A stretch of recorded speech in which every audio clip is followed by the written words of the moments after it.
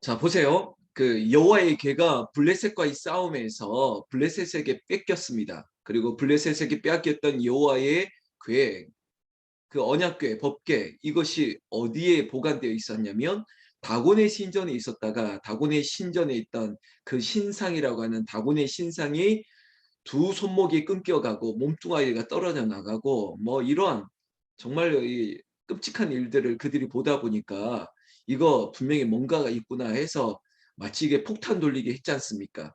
왜냐하면 그 아수도스에 있다가 아수도스에서도 큰 뭐 질병, 독종 이런 전염병이, 그리고 그것을 옮겼던 뭐 가드에서도 동일한 일들이, 그리고 마지막으로 에그론에 옮기려고 했더니 에그론 사람들이 이미 소문을 들었지 않습니까? 야, 저 법궤가 들어오면 그 지방마다 큰 질병, 전염병이 창궐하더라. 이거 우리 죽이려고 하는 거 아니냐? 그러니까 미리 알고 선수 치는 겁니다. 그러면 어떻게 하면 좋겠냐? 이 법궤가 마치 폭탄 돌리기라고 제가 표현했는데 다시 있는 곳으로 돌려보내야 되겠는데 마치 이거 손댔다가는 큰일 날 것 같은 막 그런 두려움이 있었다는 거죠. 여러분, 언약궤라고 하는 이 법궤가 제가 표현을 했지 않습니까? 폭탄입니까? 이거 큰일 날 일입니까? 사실은 이스라엘 백성들은 이 언약궤가 있으면 전쟁에 승리할 줄 알았는데 그렇지 않았지 않습니까?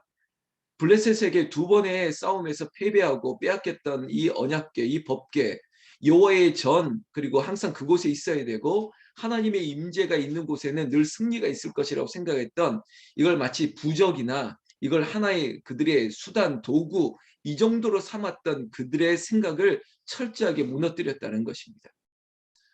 여러분, 하나님의 손이 엄중하다고 제가 얘기했지 않습니까? 여러분, 하나님을 우리가 마치 어떤 신상이나 우상화시켜서는 안 됩니다. 그래서 제가 어떤 십자가를 얘기를 좀 드렸지 않습니까? 십자가가 차에 걸려 있거나 십자가가 우리 집에 걸려 있으면 뭐 전염병이 없고 사고가 안 날 것 같고 뭐 이런 부적이나 우상화, 아니면 우리가 마치 이 놀라운 십자가의 복음을 샤머니즘화 시키면 안 된다는 것입니다. 하나님이 십자가가 있는 곳에 하나님이 계십니까? 그거 아니거든요. 십자가가 없어도, 이 법궤가 없어도 하나님의 손이 미치지 못할 곳이 없는 것이잖아요. 그런데 하나님의 손을 아주 축소시키고 국한시키고 그리고 세상과 별반 다를 것 없는 그런 종교적인 그런 우상같이 여기는 것 자체가 인간이 가지고 있는 문제고, 이스라엘 백성, 특히 하나님의 백성들이 이런 생각을 가지고 있다면 이거 바로 잡아야 된다는 것입니다. 자, 이 블레셋에게 빼앗겼던 이 법궤, 이제 에그론 지방에 이르렀을 때 에그론 사람들이 이것을 어떻게 처리하냐라는 겁니다. 6장 내용이 그건데요. 이것을 다 보긴 다 보았지만은 핵심은 이겁니다. 3절 좀 보세요. 그들이 이스라엘의 신의 궤를 보내려고 합니다. 근데 거저 보내지 말고 그에게 뭘 드리냐? 속건제예요. 여러분, 눈으로 속건제 아니면 동그라미 치면 이 속건제 기억나십니까? 앞서서 제사의 방식을 배울 때 속건제는 어떤 부정한 것을, 성전의 기물에 대해서 범죄한 사실이 있다면 그것들을 사함을 얻기 위해서 드렸던 제사예요. 그러니까 이제 법계를 부정하게 했던 것에 대해서 용서를 받겠다 이런 거죠. 근데 놀라운 거는 이게 이스라엘 백성들의 지금 대답이 아니라 블레셋의 제사장들과 블레셋의 복술자라고 하는 무당들의 얘기를 하는 겁니다. 제가 이 얘기를 짚어드린 건 뭐냐면 세상도 알아요. 그러니까 세상도 듣고 보고 거꾸로 비교 종교학처럼 우리의 신앙과 우리가 가지고 있는 이 믿음의 행태에 대해서 대충 다 듣고 있다는 겁니다. 어쩌면 분석하고 있다는 겁니다. 아, 이때는 이렇게 하던데 뭐 이 정도는 우리도 알고 있는데 뭐 이렇게 생각하는 거죠. 그러니까 그들도 야, 이거 성전의 물건이었기 때문에 이거 부정 탔기 때문에 이것을 해결하기 위해서는 속건제라는 걸 드렸던 것이라고 우리가 알고 있다 보니까 우리도 드려야겠다 이렇게 접근했다는 거죠. 한편으로는 똑똑한 거죠. 분석하고 있으니까. 근데 이 속건제를 드려야 될 이유가 보세요. 3절의 후반절. 그리하면 병도 낫고 그의 손을 너희에게 옮기지 아니하는 이유도 알리라. 그러니까 이 사람들은 이 법궤를 부정하게 만진 것 때문에 병이 왔다라고 이해하고 있습니다. 어쩌면 이게 전능자에 대한 두려움이죠. 그거 어쩌면 인간이 가지고 있는 본성과 같아요. 아, 우리가 뭔가 잘못했기 때문에 죄를 지었기 때문에 우리에게 있어서 이런 어려움이 오는구나. 이거는 우리의 믿음 있는 사람뿐만 아니라 세상 사람들도 본능적으로 마치 오마이 갓 이러듯이 야, 이것이 뭔가 하나님 앞에 우리가 잘못한 게 있으니까 우리가 이런 어려움을 당하지 않는가라고 하는 두려움이 사람에게는 있다는 거죠. 이 블레셋 사람도 똑같았습니다. 그래서 그들이 들은 대로 그리고 분석한 대로 야, 속건제라는 걸 드리기 위해서는 우리가 이런 방식을 취하자라고 지금 하고 있는 내용이 쭉 있습니다. 근데 그들의 방식 가운데 속건제라는 것은 이스라엘의 유대인들의 제사였는데 그들이 여기에 첨가한 게 있습니다. 뭐냐면 4절에 보면요. 중반절에 속건제를 위해서 방백의 수요대로 금독종 5, 금지 5 이런 걸 만들었다는 거예요. 그러니까 어떤 제물을 드리기 위해서 금을 이용했다는 것도 놀라운데 금을 모양을 뭘로 만들었냐? 그러니까 쥐 모양을 만들었다는 거예요. 쥐. 제가 어제 그런 얘기 했지 않습니까? 뭐 아스돗이나 가드나 에그론, 그러니까 하나님의 법궤가 블레셋 땅에 거할 때 갑자기 전염병이 들어서 완전히 뭐 수십만이 죽어 나갔거든요. 근데 그 전염병이 뭐냐? 요세푸스와 같은 역사학자들은 이렇게 기록합니다. 흑사병이었을 거라고. 그러니까 페스트라는 거죠. 페스트. 이런 페스트가 어디에서부터 시작하는지 아시지 않습니까? 결국 쥐벼룩이거든요. 쥐로부터 시작하는 질병인데 이게 그냥 얘기하는 게 아니라 이런 게 힌트예요. 4절에 금, 독종, 그리고 금쥐. 그러니까 마치 독은 독으로 다스리고 이 문제는 이런 동일한 것으로 다스린다는 거죠. 그러니까 그들에게 지금 전염병이 이 쥐 때문에 일어난 것임을 그들도 파악하고 있다 보니까 그래서 쥐 모양으로 만든 거예요. 그러니까 이걸 들이면 이런 식으로 하면 이 전염병 패스트가 그칠 것 같다라고 하는 그들의 또 바램이죠. 이런 방식을 통해서 뭐 수레를 가지고 결국 어디로 보내냐? 여러분 9절 보면요. 벳세메스로 보냅니다. 그 벳세메스는 블레셋 땅이 아니라 이제는 이스라엘 지경이에요. 그러니까 지금 우리가 블레셋에 이런 어려움을 당하니까 안 되겠다. 폭탄 돌리기라는 표현을 했듯이 야, 이제는 다시 우리가 빼앗아 왔지만 이거 쓸모 없으니까 다시 돌려보내자라고 하는 생각인 거예요. 돌려보내자는 의도가 뭡니까? 이거 있는 곳에 늘 전염병이 있으니까 한번 테스트 해보자는 거죠. 야, 이게 돌려보내면 거기도 전염병이 일어나는지 안 나는지 보겠다는 거죠.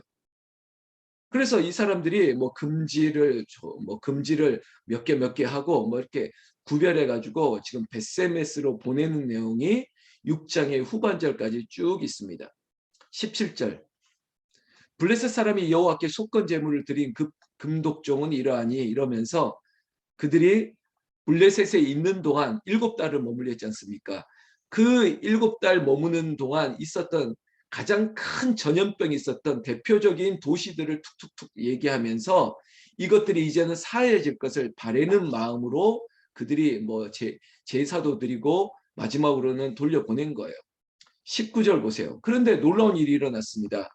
베세메스 이스라엘 사람들도 여호와의 궤가 오는 것을 참 좋아했는데 19절 베세메스 사람들이 여호와의 궤를 들여다본 까닭에 그들을 쳤다는 거죠. 이거 갑자기 이게 뭘까? 여호와의 궤가 이스라엘에 돌아왔는데 그 베세메스 땅에 있는 사람들이 기뻐하다가 여호와의 궤를 들여다봤다는 겁니다. 근데 우리는 이제 신명기나 레위기에 제사의 방법을 알았을 때 법궤, 지성소에 있는 법궤 이걸 함부로 만질 수 있는 게 아니었죠. 이걸 왜 기록하냐면 여러분 우리는 자꾸 자의적으로 해석할 때가 있어요. 이 정도는 괜찮겠지. 뭐 이런 거는 뭐 내 생각대로 해도 되겠지. 이러면서 접근하는 우리의 신앙적인 오류가 큰 문제가 일어날 때가 있다는 것입니다. 이거는 제가 이 자리에 있는 지금 제가 여러분들 보고 있는데 우리들에게 있어서 교훈을 삼아야 된다는 것입니다. 신앙생활이 좀 오래되다 보면 이것을 자꾸 자의적으로 해석하려고 하는 경향이 있습니다. 아, 이거는 뭐 들여다봐도 되겠지. 뭐 이 정도는 내가 해도 되겠지. 근데 하나님께서 어떤 사건마다 교훈을 삼을 때가 있어요. 그 교훈은 자신을 위해서일 뿐만 아니라 공동체 전체의 안위를 위해서. 그래서 이 블레셋 사람들이 성경 말씀 보면 5만 70명을 죽이셨다라고 얘기하고 있습니다. 이 대목에서 우리는 하나님 너무하신 거 아닙니까? 하나님 왜 이스라엘 백성들을 5만 70명이나, 그것도 그렇게 잘못한 거 아닌 것 같은데, 아니 여호와의 궤를 좀 들여다본 게 뭐가 문제입니까? 근데요, 이 죄라는 것은 마치 아니 뭐 우리 속담에 바늘 도둑이 된 게 뭐 나중에는 뭐 소도둑이 될 수 있다 이런 것처럼 이 이스라엘의 율법이라는 게 그래요. 특히 유일 신앙이고 그리고 그들의 율법은 굉장히 표현이 타이트하거든요. 근데 이게 허물어지기 시작하면 완전히 댐이 무너질 것 같은, 마치 억압돼 있던 어떤 종교적인 종교적인 어떤 원칙들, 이것들이 어느 한순간에 무너질 수 있는 것. 그러니까 완성된 상태의 복음이 아니다 보니까 여지를 남기면 안 된다는 것입니다. 우리가 어제 제목이 하나님의 손이 엄중하시다고 그러지 않습니까? 우리는 스스로 뭐 이해될 만하지 않나? 이 정도면 괜찮지 않나? 그러나 그것이 내 판단이 되어서는 안 되고요. 여호와의 손이 엄중하시고 하나님의 눈과 하나님의 판단에 따라서 결정해야지 이 정도면 괜찮지라고 말해서는 안 된다는 거죠. 제가 어제 노예 여점도에 뭐 임원들이 모여 있는 자리에서 설교를 했는데 그렇게 듣기 좋은 설교 안 했습니다. 뭐냐면 좀 이런 거죠. 야, 뭐 주의 일을 하는데 뭘 그렇게 자꾸 알리려 그러고, 뭐 내가 돋보이려 그러고, 교회가 돋보이려 그러고, 너희 임원들이 잘했으면 우리가 사랑받으려고 하는 거, 그게 올바른 게 아닙니다. 그게 수고지. 하나님의 은혜가 되려면 우리의 이름이 가려지고 연합할 때는 겸손하게 기쁨으로 하기 위해서는 성령 충만과 기도가 필요한데, 이게 없으면 시비가 있고 원망이 있고 문제가 있습니다. 뭐 이런 얘기, 그렇게 썩 좋은 얘기는 아니죠. 그런데 중요한 얘기거든요. 하나님의 일을 하는데, 연합하는데 나를 돋보이게 한다, 나를 나타나게 한다, 그러면 안 된다는 겁니다. 오늘 이 베세메스라고 하는 이스라엘 백성들뿐만 아니라 이스라엘 공동체들에게도 분명한 게 뭐냐면, 이 법궤 때문에 문제가 생긴 게 아니야. 너희들도 똑같구나. 법궤가 있으면 승리하고 법궤가 없으면 지는 거니? 그럼 법궤는 너희들의 어떤 도구하니? 이런 것들을 우리에게 스스로 묻게 만들고 대답하게 만든다는 것입니다. 특히 우리 북한산 기도원 홍은절교회 사랑하는 성도 여러분, 하나님은 중심을 보시는 분이시, 하나님께서 우리에게 있어서 어떤 외형적인 어떤 형식을 보시는 하나님이 아니에요. 근데 이게 더 엄중하다는 것이에요. 어떤 종교적인 행위만 하면 넘어갈 수 있는 게 아니라 종교적인 행위보다 하나님 앞에 중심을 들여지는 예배, 그걸 하나님이 더 엄중히 보시고 하나님의 손은 그 엄중하심에 따라 판단하신다는 것입니다. 하나님은 심판하시는 하나님. 그래서 제가 두려워요. 하나님 나를 보고 계시기 때문에, 내 속사람을 보고 내 속마음을 알기 때문에 내가 보여지는 열심이 아니라 내가 정말 방향이 올바른지를 하나님 앞에 늘 묻고 있기 때문에. 사랑하는 성도 여러분, 20절 말씀이 오늘 우리의 기도 제목이 되었으면 좋겠는데요. 벳세메스 사람들이 이르되 이 거룩하신 하나님 여호와 앞에 누가 능히 서리요. 여러분, 이 말은 지금 벳세메스 사람들이 했던 말인데, 벳세메스에서 지금 5만 70명이 죽었습니다. 5만 70명. 왜? 여호와의 궤를 들여다본 까닭이라고 얘기하지만 이건 하나의 표현이지, 하나님의 궤를 생각하는 게 그들에게 있어서 뉘우침이나 회개가 없었기 때문이에요. 회개가 없는 이 백성들을 향한 하나님의 경고였죠. 그러니까 그거를 누가 아느냐? 이제는 우리도 마찬가지인데 고난을 통해서, 어떤 환난을 통해서 하나님 앞에 회개하는 마음을 일으킨다는 것이에요. 그러니까 그들이 돌아본 거예요. 어떻게 돌아봤냐? 거룩하신 하나님 여호와 앞에 누가 능히 서리요? 제가 했던 표현, 하나님 나를 다 들여다보고 계신다는 거예요. 하나님 앞에 사람은 속일 수 있고 사람에게는 눈을 가릴 수 있고 그러나 하나님을 속일 수 없다는 거예요. 우리가 그냥 흉내만 내는 건지 모양만 내는 건지 그거 하나님은 알고 있다는 것이에요. 그래서 이 표현이에요. 하나님 여호와 앞에 누가 능히 서겠습니까? 그분 앞에 들어서면 다 드러나는 거예요. 근데 이것이 우리를 불편하는 게 아니라 하나님은 우리의 중심을 보신다는, 그래서 우리의 연약함과 약함과 우리의 간절함을 아시고 하나님께서 우리를 불쌍히 여길 수 있다는 거예요. 여러분 오늘 우리가 7장 1절 2절까지 읽었죠. 이게 바로 연결되는 구절이었기 때문에 그런데요. 근데 이 벳세메스에서 이런 큰 5만 70명이 죽었잖아요. 그래서 다시 옮겼던 곳이 어디냐면 기랏 여아림이에요. 근데 기랏 여아림 마치 뭐 서울에서 대구로 옮겼다면 그 대구 사람들이 얼마나 두렵겠습니까? 근데 제가 아까 말했던 공동체의 하나의 교훈이 됐던 게 뭐냐면, 그래 우리가 여호와 앞에 신실해야겠다라고 하는 교훈이 되었던 거죠.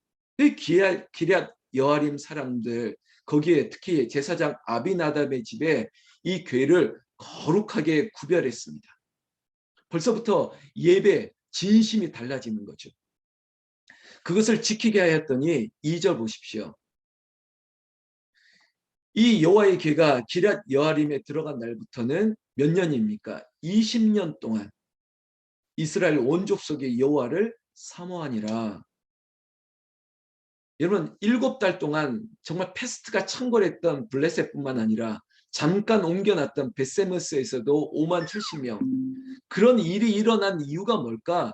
결국은 하나님의 궤, 언약궤, 법궤라고 하는 그들의 생각이 틀렸다는 것이에요.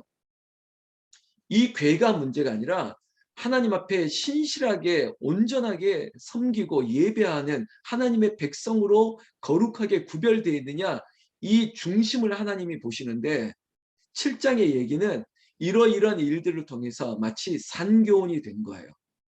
우리가 여호와를 사모할 수 있게 되는 완전히 터닝 포인트, 완전히 신앙의 새로움을 주신 거예요. 그러니까 20년 동안 평안한 세월을 보낼 수 있었던 거예요. 사랑하는 성도 여러분, 이번 주일 설교가, 지난 주일 설교가 말씀으로 단순해진다 그랬잖아요. 이거는 지금 담임 목사였는데 제가 굉장히 심플해지고 있습니다. 이건 저의 은혜인데 이 은혜가 성도들에게 흘러갈 거예요. 말씀이 너무 재밌어져요. 근데 말씀이 재밌어진다는 것은 말씀이 몽학 선생이 되고 그 선생에게서 나가는 이 은혜가 저는 이 자리에 있는 여러 성도님들에게 그대로 갈 것이에요. 그리고 말씀이 여러분들을 더 운동력 있게, 그리고 에스겔에서 골짜기에서 마른 뼈들이 살아나는 것처럼 우리 교회가 더 말씀의 강력한 은혜가, 아주 단순하지 않습니까? 우리는 예배 드리는 거 말고 별거 없거든요. 그런데 이것이 우리를 평안하게 하고 여호와를 사모하는 20년의 세월 동안 여호와의 샬롬, 평안으로 아무 문제가 없어지는 것처럼 지금 이 자리에 있는 우리의 삶 가운데도 여러분들이 마치 이 기럇 여아림 아비나답의 집이 되셔서 하나님의 궤 말씀이 늘 살아 움직임으로 말미암아 20년 동안 정말 오랜 시간 동안 아무 문제가 없는 여호와를 사모하는 일들만 가득했던 것처럼 저와 여러분들의 삶에도, 이 자리에 있는 우리의 가정에도, 우리의 일터에도 이러한 은혜가 있기를, 여호와의 거룩하심 앞에 누가 능히 서리오 했을 때 하나님 나는 부족해도 내가 여기 있습니다. 나를 쓰시옵소서. 우리가 이렇게 서로 바라보면서 예배하고 기도하고 말씀 듣는 이 순간에 하나님께서 우리에게 큰 은혜를 베푸시기를 나는 예수님의 이름으로 축원합니다. 축원합니다.